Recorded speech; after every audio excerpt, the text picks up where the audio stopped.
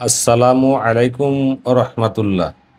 বাসাবাড়ি হইতে রাস্তাঘাটে যানবাহনে চলাচলের পথে অনেকেরই মোবাইল চুরি হয়ে যায় বা হারিয়ে যায়।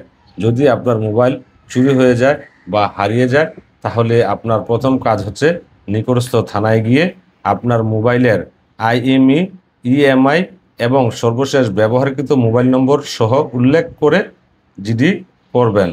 ওই জিডি মূলে নিকটস্থ থানার পুলিশ অফিসার আপনার মোবাইলটি উদ্ধার করতে পারবে, আশা করি ইনশাল্লাহ।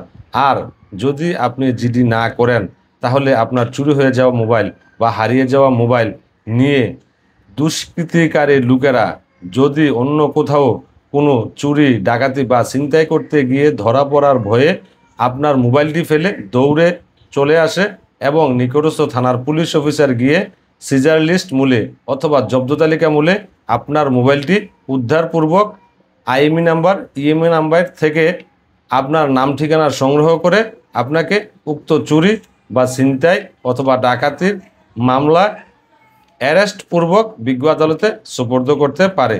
তাহলে এই ধরনের ডাকাতি, চুরি, ছিনতাইকৃত মামলা থেকে আপনাকে বাঁচতে হলে আপনার হারিয়ে যাওয়া মোবাইল বা চুরি হয়ে যাওয়া মোবাইল সম্পর্কে খুব দ্রুত নিকটস্থ থানায় গিয়ে জিডি করতে হবে। অবশ্যই অবশ্যই জিডি করতে হবে। ভালো লাগলে শেয়ার করবেন। আসসালামু আলাইকুম ওয়া রাহমাতুল্লাহ।